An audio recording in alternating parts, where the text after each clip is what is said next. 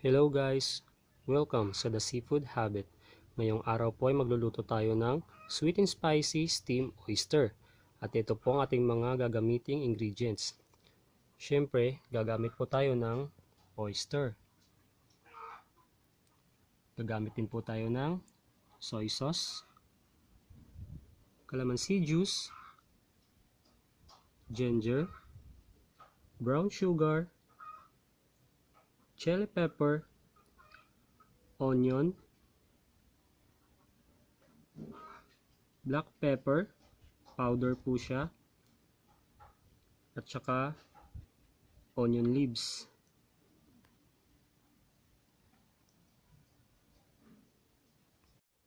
Ngayon naman po ay isa-isa nating bubuksan ang ating oyster.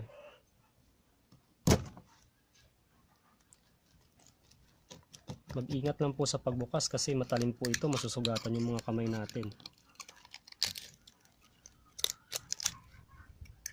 Pero mas advice ko po sa inyo na kapag magbukas po kayo ng oyster, gagamit po kayo ng gloves para hindi po masugatan yung inyong mga kamay.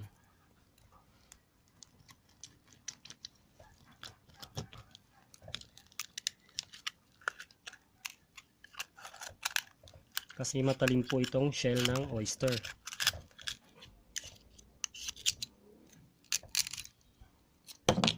Ayan po.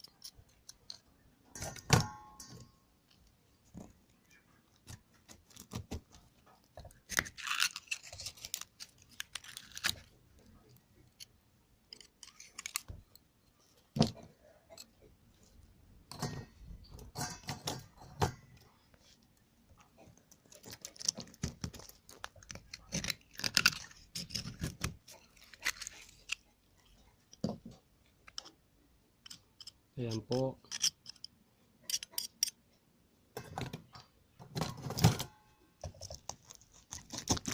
Ayan, dito tayo sa gilid bubukas. Dahan-dahan lang po kasi baka masugatan yung mga kamay natin.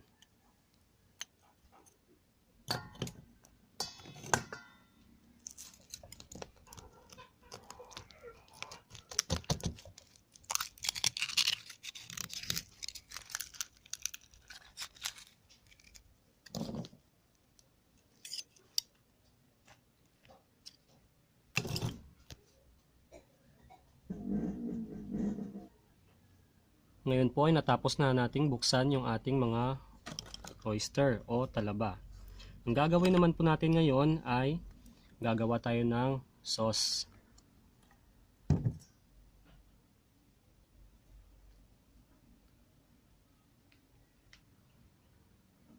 Ngayon po ay gagawa na tayo ng sauce.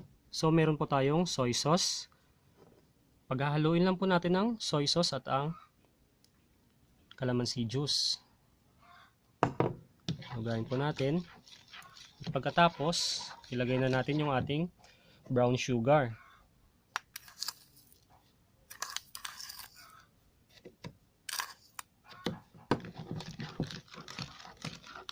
Pagkatapos natin ilagay yung brown sugar, ilalagay naman natin yung ating chili pepper.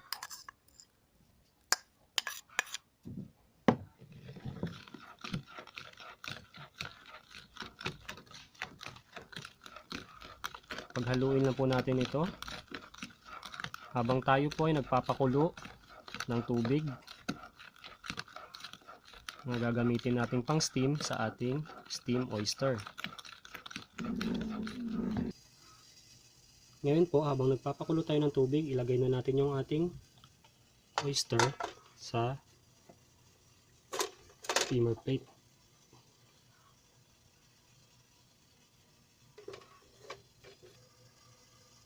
Ngayon po, ilalagyan na natin ng onion.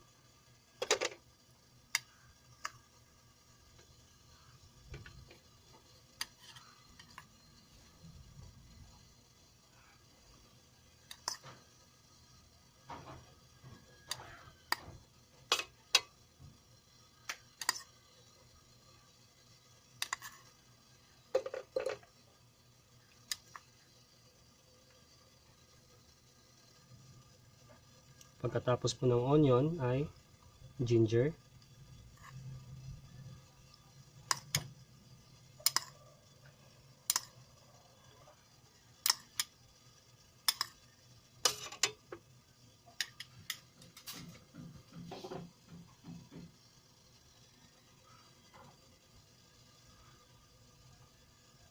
Lalagay na po natin ngayon yung ating black pepper.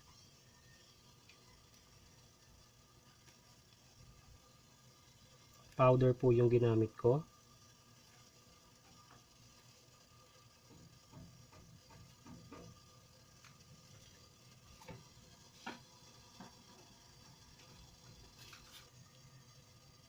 Ngayon po ay lalagay na natin yung ating sauce.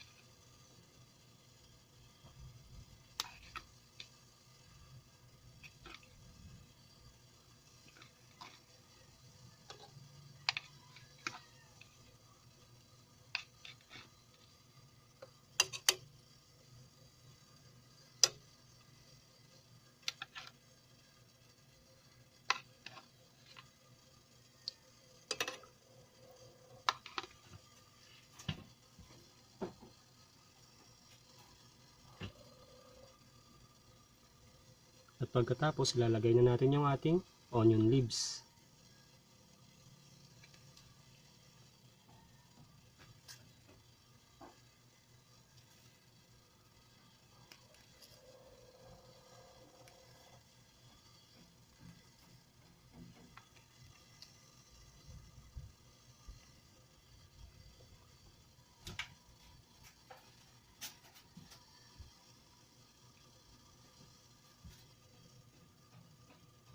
Ngayon po, itatakpan na natin.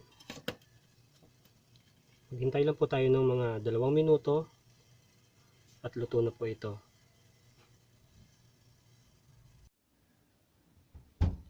At ayan po, luto na po ang ating sweet and spicy steamed oyster.